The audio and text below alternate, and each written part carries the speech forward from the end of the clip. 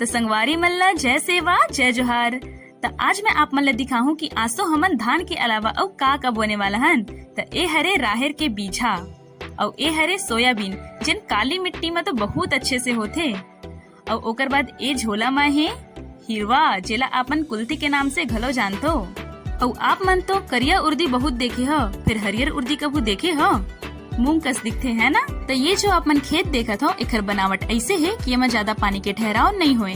काबर की जिन खेत में पानी के ठहराव होते ओ खेत में धान तो बहुत अच्छा से होते, लेकिन दलहन और तिलहन के फसल ओखर बर तो कम पानी की आवश्यकता होते जी। तहाले एक जुआर के बाद मैं निकल जाता हूँ मोर इंटर्नशिप के सर्वे लेहे बर मड़ई गाँव डहर।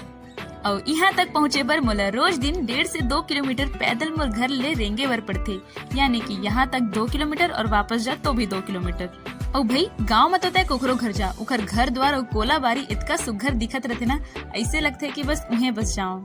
एक तो आजकल पानी बादर के दिन है जेकर कोई भरोसा नहीं है, तो बस घर जल्दी जाए बर पड़ी।